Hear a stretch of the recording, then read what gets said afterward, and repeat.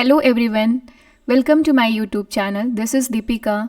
I am a research scholar in Department of Political Science and I have 2 years of teaching experience as an assistant professor in Government Degree College and I have qualified UPPCS prelims twice. So whatever the experience I have मैं इस अपने नए channel में share करना चाहूँगी GS के regarding में। मेरा ऑलरेडी एक यूट्यूब चैनल है जिसमें मैंने पॉलिटिकल साइंस का सिलेबस कवर किया है। वो उसमें graduation, post graduation, UGC net and political science optional का सिलेबस ऑलरेडी मैंने कवर किया है। So this is the channel जहाँ पर मैं जीएस को टारगेट करूँगी और जीएस में मैं स्टैटिक पोर्शन और साथ ही साथ में करंट अफेयर को, जो मंथली करंट अफेयर होता है, मैं उसको भी डिस्कस करूँगी। तो शुरू किया है मैंने इंडियन पॉलिटी एंड गवर्नेंस से। सो जैसा कि आपको पता है कि इंडियन पॉलिटी एंड गवर्नेंस हमारे यूपीपीसीएस का, चाहे वो यूपीपीसीएस जो अदर स्टेट पीसीएस हैं या यूपीएससी या जीएस के जितने जो भी एग्ज़ाम्स में जीएस पूछा जाता है उसमें इंडियन पॉलिटी एंड गवर्नेंस एक मेजर पोर्शन कंट्रीब्यूट करता है और बहुत सारे इंपॉर्टेंट क्वेश्चंस पूछे जाते हैं। तो हमारे prelims as well as mains दोनों के लिए इम्पॉर्टेंट है ये हमारा। तो इंडियन पॉलिटी एंड गवर्नेंस का जो पूरा सिलेबस है गाइस, उसको 7 मेजर हेड में जो क्लासिफाई किया जाता है। What are these 7 major head? पहला तो आपका है कि प्रीएम्बल, शेड्यूल्स एंड जो कॉन्स्टिट्यूशन के पार्ट्स हैं जिसमें से क्वेश्चन पूछा जाता है। सेकेंड है एग्जीक्यूटिव। तो एग्जीक्यूटिव में हमारे आते हैं president, governor, prime minister, right, ये सारे हमारे पोजीशंस आएंगे। The third one is the legislature, right. So legislature में हमारे पार्लियामेंट, जिसमें हम लोकसभा, राज्यसभा पढ़ेंगे। फिर स्टेट लेजिस्लेचर हम पढ़ेंगे, स्टेट के जो लेजिस्लेटिव प्रोसीजर्स हैं उन्हें पढ़ेंगे, राइट। इसके बाद जो जनरल एंड ऑफिसर्स होते हैं पार्लियामेंट के वो पढ़ेंगे। ये सारी चीज़ें हम पार्लियामेंट से रिलेटेड या लेजिस्लेचर से रिलेटेड चीज़ें पढ़ेंगे। फोर्थ जो थीम है हमारी वो है जुडिशरी। सो जुडिशरी में आप supreme court, high court and जो सबॉर्डिनेट कोर्ट हैं इनसे जो इंपॉर्टेंट क्वेश्चन पूछे जाते हैं वो डिस्कस करेंगे। फिफ्थ थीम है आपकी जो पार्ट 9 से पार्ट 20 तक, जिसमें हमारे सेंटर स्टेट रिलेशन को जो कवर करता है, जिसमें legislative relation, administrative relation and financial relation. Then जो इलेक्शन प्रोसीजर है, इलेक्शन लॉज हैं उन्हें डिस्कस करेंगे। देन अमेंडमेंट्स हैं जो जो इमरजेंसी प्रोविजंस हैं उन्हें डिस्कस करेंगे। देन आपकी जो 6th थीम है that is the body. Body में आपके कॉन्स्टिट्यूशनल बॉडीज़ जैसे कि finance commission, then election commission, non constitutional bodies बहुत सारे लक्ष्मीकांत में एडिशनल चैप्टर्स किए गए हैं, उनको भी हम कवर करेंगे। एंड जो लास्ट थीम है आपकी वो फिलोसफिकल एंड अमेंडमेंट्स एंड जो जुडिशरी के जो केसेस हैं इंपॉर्टेंट जजमेंट हैं उन्हें हम डिस्कस करेंगे। तो ये मेजर 7 थीम्स हैं, 7 हेड हैं जिनको हम टारगेट करके चलेंगे। आज की जो वीडियो है वो आपकी पहली थीम से है जिसमें हमने टारगेट किया है प्रीएम्बल को। अब इसमें प्रीएम्बल में से हम प्रीएम्बल से इम्पॉर्टेंट जो हमारे फैक्ट्स हैं, जो कॉन्सेप्ट हैं वो डिस्कस करेंगे।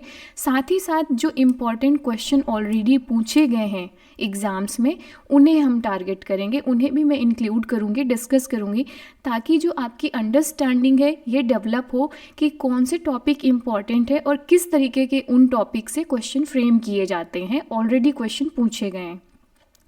सो वीडियो में डिटेल में जाने के पहले मैं रिक्वेस्ट करूँगी कि this is my first video of this channel. अगर आपको पसंद आए या आपकी जो भी फीडबैक हो नीचे मुझे कमेंट ज़रूर करना। तो I would like to continue this series on the basis of your comment guys. और thanks for watching, it's my pleasure to have you here and seriously thank you so much. So शुरू करते हैं अपना video, आज का discussion शुरू करते हैं डिटेल में। सो प्रीएम्बल, जो आपकी प्रीएम्बल है ना, होप सो कि आप सभी एक बार इसको पढ़ी होगी। प्रीएम्बल का जो भी जो कंटेंट है वो आपने पढ़ा होगा। तो प्रीएम्बल के कुछ इम्पॉर्टेंट जो कीवर्ड्स हैं उनको मैंने ऑलरेडी हाईलाइट किया है जहाँ से क्वेश्चन पूछे जाते हैं, राइट। तो अगर आपने नहीं पढ़ी है तो इसको प्रीएम्बल को पढ़ना बहुत ज़रूरी है, क्योंकि बहुत सारे जो क्वेश्चंस हैं वो आपको बस इतने से कंटेंट से आप बहुत सारे क्वेश्चन डील कर सकते हो, एड्रेस कर सकते हो। तो we the people of India, these are the keywords. हम सेपरेट मतलब कि what are the components of preamble, right, what are the objectives of the preamble, key words of the preamble हम सेपरेट स्लाइड्स में discuss करते हैं।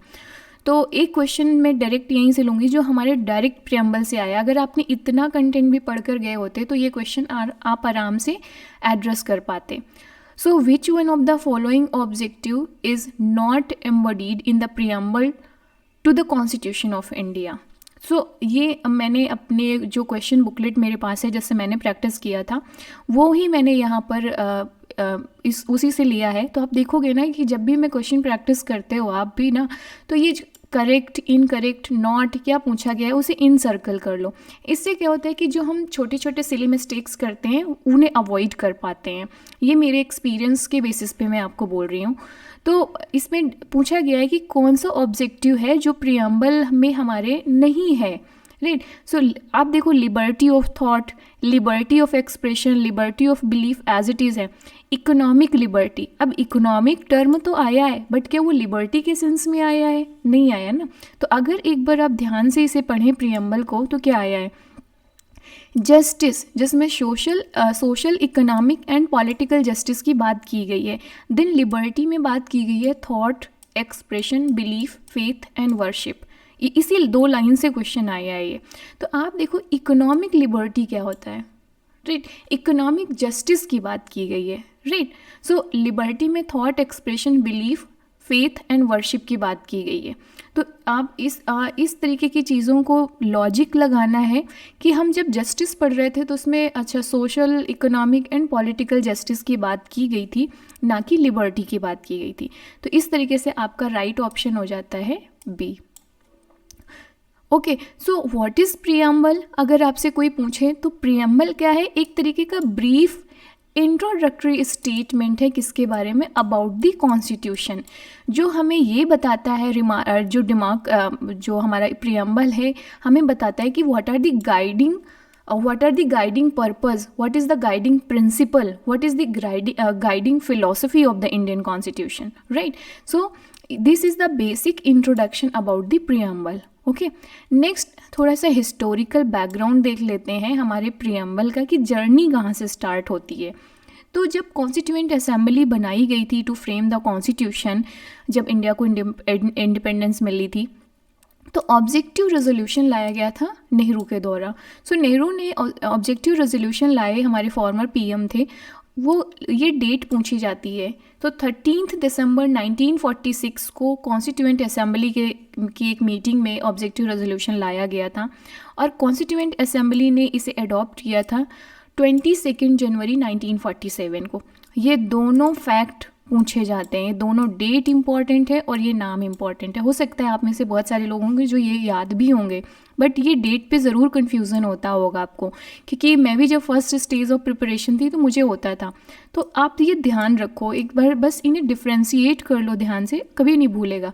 तो what was the objective resolution? तो objective resolution में फिलॉसफी ऑफ द कॉन्स्टिट्यूशन क्या रखी जाएगी, हम किस तरीके के ऑब्जेक्टिव्स रखेंगे कि इसकी बात की गई थी, ये सारी चीज़ें मेंशन थी। अब इसके बाद से इसमें से एक क्वेश्चन पूछा जाता है जो मैंने इंक्लूड किया है कि who proposed the objective resolution to constitution of India on December 13, 1946। तो ऑप्शन सी हो जाएगा आपका। इसके बाद से components of preamble, what kind of components present in the preamble. तो कंपोनेंट की बात की जाए तो प्रीएम्बल, पहली बात तो सोर्स ऑफ अथॉरिटी है कॉन्स्टिट्यूशन का। अब source of the authority of the constitution किसके पास है? People of the India, we the people of India, keyword जो हमारा पहला था। देन प्रीएम्बल जो है वो डिक्लेयर करता है जो इंडियन स्टेट का नेचर है। अब इंडियन स्टेट का नेचर क्या है? Sovereign, socialist, secular and democratic Republic. फिर इसके बाद से ऑब्जेक्टिव्स क्या हैं प्रीएम्बल के? टू सिक्योर द जस्टिस, जिसमें आपके 3 तरीके की जस्टिस की बात की गई है, social justice, economic justice and political justice. Then liberty की बात की गई है, thought, expression, belief, faith, right, worship. Then equality to all citizens, जिसमें स्टेटस एंड अपॉर्चुनिटीज़ की इक्वालिटी की बात की गई है। Then promote the fraternity to maintain unity and integrity of the nation, right. So date जो प्रीएम्बल में एक दूसरा कंपोनेंट जो मेंशन है that is the date of कि कब अडॉप्ट किया गया है। तो नवंबर 26, 1949। इतने कंपोनेंट्स हैं जो हमारे प्रियम्बल में मेंशन है। ऑलरेडी जो कीवर्ड्स हाईलाइट किए गए थे ना आपके प्रियम्बल में, वही सारे ये कंपोनेंट्स हैं प्रियम्बल के। तो यहाँ से जो क्वेश्चन पूछा जाता है उसे देखते हैं। पहले तो ये दोनों डेट पूछी जाती हैं, राइट, कि date of adoption and date of force क्या है कॉन्स्टिट्यूशन की।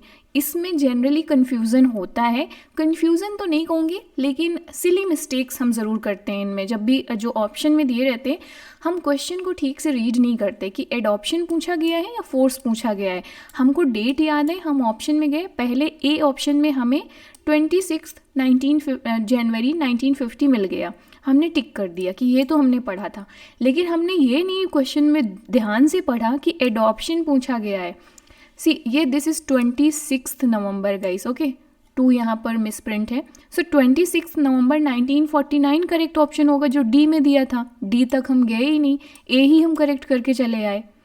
ओके तो ये चीज़ें ध्यान रखनी है।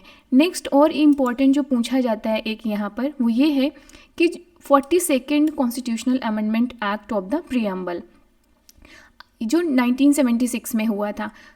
हमारे ओरिजिनल कॉन्स्टिट्यूशन में क्या क्या चीज़ें मेंशन थी, एक तो डेमोक्रेटिक रिपब्लिक एंड द सवरिन, 2 नए टर्म जोड़े गए थे इस लाइन में जो नेचर ऑफ द स्टेट है उसमें, सोशलिस्ट एंड सेकुलर। ये 2 टर्म थे किससे जोड़े गए, 42nd कॉन्स्टिट्यूशनल अमेंडमेंट एक्ट से। ये भी फैक्ट पूछा जाता है। डेट पूछी जाती है, कौन सा कॉन्स्टिट्यूशनल अमेंडमेंट एक्ट है, 42nd, ये पूछा जाता है। Socialist and secular 2 term add किए गए थे, ये भी पूछा जाता है, राइट। एक तीसरा ऐड किया गया था फर्दर, पहले हमारे कॉन्स्टिट्यूशन में था unity of the nation. Unity of the nation को रिप्लेस किया गया unity and integrity of the nation से। तो ये इंटीग्रिटी 3rd वर्ड ऐड किया गया, तो 3 वर्ड पता चले। अब इंटीग्रिटी तो आपको याद रहेगा, कन्फ्यूज़न कहाँ होगी, सोशलिस्ट एंड सेकुलर। तो अब मैं इसे याद करने का आपको तरीका बताती हूँ जो जिसकी वजह से मुझे याद हुआ था। सिंपल सा लॉजिक है, आपको रटना नहीं है। देखो जब कंट्री हमारी इंडिपेंडेंट हुई थी इंडिया 1947 में, तो डेमोक्रेसी तो हमने तभी अडॉप्ट की थी, राइट, डेमोक्रेटिक इंडिया होगी ना। देन रिपब्लिक, क्योंकि जो इलेक्टेड प्रेसिडेंट था वो डे 1 से थे, ऐसा नहीं कि बाद में लाया गया। तो democratic and Republic already exist कर रहा था। कन्फ्यूज़न होती है इन 3 टर्म में। अब इसमें लॉजिक लगाओ कि जब इंडिया को इंडिपेंडेंस मिली थी 1947 में, तब से ही इंडिया एक सवरिन कंट्री बन गया था। ध्यान रखिएगा, सवरिन का मतलब क्या था कि इंडिया के पास या इंडियंस के पास अब सुप्रीम पावर थी अपने रूलर्स को चूज़ करना, फिर वो रूलर्स लॉ बनाएंगे। हम एक ना तो हमारे ऊपर डोमिनेंस एक्सटर्नली है ना इंटरनली है। जैसे पहले ब्रिटिशर्स का डोमिनेंस था ना इंडिया में, तो इंडिया एक सवरिन कंट्री नहीं थी जब तक इंडिया एक कॉलोनी था। तो इंडिया को जब इंडिपेंडेंस मिली 1947 में, इंडिया एक सवरिन कंट्री बन गया। तो सवरिन भी तो ऑलरेडी एग्जिस्ट करेगा ना, ये भी तो डे 1 से होगा। तो अब बचता क्या है, सोशलिस्ट एंड सेकुलर। सो इस तरीके से थोड़ा सा लॉजिक लगाना कि सवरिन तो डे 1 से होगा ना, हम डोमिनियन तो उसी दिन से हमारे ऊपर से ख़त्म हो गया था जब हमें इंडिपेंडेंस मिल गई थी 1947 को। तो हम ये इस तरीके से लॉजिक लगाकर आप ये क्वेश्चन टैकल कर सकते हो, कन्फ्यूज़न नहीं होगी, बस ये है। क्योंकि कई बार होता है एग्ज़ाम प्रेशर में हमें छोटी छोटी चीज़ें रिकॉल करने में या कन्फ्यूज़न क्रिएट करती हैं और हम गलत ऑप्शन मार्क करते हैं, तो ये करना आप। तो यहाँ से क्वेश्चन, ये सब क्वेश्चन पूछे जाते हैं यहाँ से, ओके। देन इसके बाद फर्दर कि calligrapher of the Indian constitution, एक छोटे छोटे फैक्ट हैं। प्रेम बिहारी नारायण रायजादा, चीफ आर्टिस्ट थे वो नंदलाल बोस थे, okay. Keywords of the preamble जिसमें नेचर ऑफ इंडियन स्टेट। अब अगेन देखो कीवर्ड्स बार बार आएगा। आपने जब प्रियम्बल को हमने पढ़ा था, जो हमारी प्रॉपर प्रियम्बल है उसमें कीवर्ड्स हाईलाइट किए गए थे। यहाँ पर हम इनकी मीनिंग्स समझते हैं कि इनका मतलब क्या है। तो we the people of India, we the people of India indicate करता है कि जो अल्टीमेट सवरनिटी है, सुप्रीम पावर है, वो किसके पास है, पीपल ऑफ इंडिया के पास है, राइट। पीपल ऑफ इंडिया अपने रिप्रेजेंटेटिव्स को चूज़ करते हैं जो गवर्नमेंट्स बनाते हैं। तो सवरनिटी कहाँ एग्जिस्ट कर रही है, पीपल्स ऑफ द इंडिया में, ओके। कोई ऐसा नहीं है, जैसे आप देखोगे जब किंगडम था, मोनार्की सिस्टम होता था, तो सवरिन पावर या सुप्रीम पावर किसके पास होती थी, किंग के पास होती थी। जो भी राजा का आदेश होगा, ऑर्डर होगा, वही लॉ बन जाएगा। अब ऐसा तो होता नहीं है, राइट। अब पीपल जो मैंडेट देते हैं गवर्नमेंट को अपने वोट के थ्रू इलेक्शन प्रोसेस में, गवर्नमेंट उस मैंडेट के हिसाब से रन करती है ना। देन इसके बाद से नेक्स्ट है सवरिन। सवरिन का मतलब है कि हमारे ऊपर कोई डोमिनियन नहीं है, चाहे वो इंटरनली हो चाहे एक्सटर्नली हो। अभी सुप्रीम पावर इंडिया के पास है, इंडियंस के पास है। So this is the meaning of sovereign. Socialist का मतलब है कि इंडिया में जो मिक्स्ड इकोनॉमी हमने अडॉप्ट की है, जहाँ पर जो हमारे पब्लिक सेक्टर्स साथ ही साथ प्राइवेट सेक्टर्स भी एग्जिस्ट करता है। तो जो सोशलिस्ट गोल्स हैं हमारे, वो हम अचीव कर रहे हैं थ्रू द डेमोक्रेटिक मीन्स। सो अगर हम कहें कि India is a socialist country, examples आप दो, कैसे बताओगे कि इंडिया एक सोशलिस्ट कंट्री है? सबसे छोटा एग्जाम्पल्स हमारे डे टू डे लाइफ में, गवर्नमेंट्स बैंक आप देखते हो ना, जैसे SBI हो गया आपका, these are the governments bank. And ये कि गवर्नमेंट इन पब्लिक इसके ये जो फाइनेंशियल इंस्टीट्यूशंस है, प्राइवेट बैंक्स भी एग्जिस्ट करते हैं। तो यहाँ पर private enterprises, private institutions and जो गवर्नमेंट बिजनेसेस है वो भी है। अब क्यों ज़रूरी है, क्यों ये सोशलिस्ट नेचर अडॉप्ट किया गया? भाई इंडिया में बहुत सारे लोग हैं जो मार्जिनलाइज्ड सेक्शन के हैं, वल्नरेबल सेक्शन हैं। अब उन्हें उनका भी तो अपलिफ्टमेंट करना है, उनका भी तो एम्पावरमेंट करना है। तो this is the responsibility of government कि जो डिस्ट्रीब्यूशन ऑफ द रिसोर्सेज हो वो फेयर मैनर पे होना चाहिए। अब जैसे आपको अकाउंट ओपन कराना है private bank, for example HDFC में आ जाते हो तो यू नीड 25,000 इनिशियल आपको अमाउंट चाहिए जो आपको मेंटेन रखना है अपने अकाउंट में। गवर्नमेंट बैंक में जाइए, आप जीरो बैलेंस पे खाता खुलवा लें। इजी एग्जाम्पल ना हमारे डे टू डे लाइफ से। आप इस तरीके की चीज़ें से हम समझ सकते हैं कि what is the nature of socialist state. Then secular state. Secular state में आप देखेंगे कि इंडिया में positive notion of secularism adopt किया गया है। What is the positive and negative notion? Western concept of secularism negative notion माना जाता है। क्यों? क्योंकि जो वेस्टर्न नोशन है वो कहता है कि secularism means there is a complete separation between state and religion. So religion and state के बीच में कोई कनेक्शन नहीं है, कंप्लीट सेपरेट है। जो रिलीजन है that is a private domain, okay. But India में हमने पॉजिटिव नोशन अडॉप्ट किया है, मतलब जो जितने भी रिलीजन हैं, ऑल रिलीजन, सभी को equal respect, equal protection, equal support मिलेगा फ्रॉम द स्टेट। सो वो कंपार्टमेंट नहीं है यहाँ पर, जो कंप्लीट रिजिड सेपरेशन होता है स्टेट एंड रिलीजन के बीच में, वो यहाँ पर नहीं है। This is the positive and negative notion. So India secular country है। Then democratic. डेमोक्रेटिक का मतलब है कि जो विल ऑफ द पीपल है उसके आधार पर गवर्नमेंट बनती है, रूल होता है, राइट। एंड ये विल ऑफ द पीपल किस माध्यम से, किस मीडियम से एक्सप्रेस किया जाता है? वोटिंग की एक्सप्रेस है, जो इलेक्शन प्रोसेस है उसमें लोग एक्सप्रेस करते हैं। Then republic. जो हेड ऑफ द स्टेट है that is elected by the people. अब अगर रिपब्लिक, जैसे ब्रिटिश कॉन्स्टिट्यूशन का एग्जाम्पल लें अगर हम, तो ब्रिटिश पॉलिटिकल सिस्टम में क्या है? कॉन्स्टिट्यूशनल मोनार्की है। ब्रिटिश में रिपब्लिक सिस्टम नहीं है, क्योंकि वहाँ पर जो मोनार्क है वो क्या लोगों के द्वारा इलेक्टेड है? No, right. तो वहाँ पर कॉन्स्टिट्यूशनल मोनार्की है। इंडिया में रिपब्लिक है, जो हेड ऑफ द स्टेट है वो लोगों के द्वारा इलेक्ट किया जाता है। And who is the head of the state? President. एक क्वेश्चन यहाँ से पूछा जाता है कि which portion of the Indian constitution reflects the minds and ideals of the framers. तो ये कौन सा पोर्शन है? प्रीएम्बल है, जहाँ से हमें फिलॉसफी पता चलती है कॉन्स्टिट्यूशन के जो आइडियल्स हैं, जो हमारे कॉन्स्टिट्यूशन के फ्रेमर्स थे जो, राइट। तो उनके आइडियल्स, उनकी फिलॉसफी क्या थी, वो प्रीएम्बल से पता चलती है, ओके। नेक्स्ट है objective of the Indian state. अब ये ऑब्जेक्टिव सारे मेंशन है हमारे प्रीएम्बल में। पहला ऑब्जेक्टिव है टू अचीव द जस्टिस। अब जस्टिस कितने डायमेंशन में? Social, economic and political. ये क्या है? 3 डायमेंशन। ये नंबर भी पूछा जाता है, ये भी याद करके जाना आप। Equality of status and opportunities, ये भी पूछा जाता है। देन लिबर्टी का आपने देखा, पूछा ही गया था, मैंने जो फर्स्ट स्लाइड थी उसमें बताया था। Liberty of thought, expression, belief, faith and worship. Then fraternity का मतलब है एक कम्युनिटी अपने आप को कंसीडर करना, जिसमें फीलिंग ऑफ ब्रदरहुड होती है, एक इमोशनल अटैचमेंट होता है ना, कि we are Indians, we are Indians जो एक स्टेटमेंट है, ये हमारे सेंटिमेंट्स को रिप्रेजेंट कर रहे हैं, हमारा इमोशनल अटैचमेंट को रिप्रेजेंट कर रहा है। हम किसी भी रिलीजन के क्यों ना हो, किसी भी पार्ट ऑफ द इंडिया के क्यों ना हो, चाहे हम साउथ इंडिया से हों, चाहे नॉर्थ इंडिया से हों, चाहे नॉर्थ ईस्ट इंडिया से हों, right, but we are Indians. तो ये हमारी जो फ्रेटर्निटी की फीलिंग है, ये मेंटेन करती है unity and integrity of the nation, जो इंडिया की, राइट। तो जस्टिस, ये सब इसकी मीनिंग्स यहाँ पर एक्सप्लेन्ड हैं। अगर कॉन्सेप्ट के रूप में पूछा जाए, एक क्वेश्चन पूछा गया था यूपीएससी में कि what is the meaning of equality, what do you understand by equality. 4 option थे, जिसमें एक ऑप्शन था अब्सेंस ऑफ प्रिविलेजेस, जो करेक्ट ऑप्शन था। जो सारे ऑप्शंस थे वो भी ऐसे ही मतलब करके थे, जो बहुत ही क्लोज थे, आपको कन्फ्यूज़न होगी।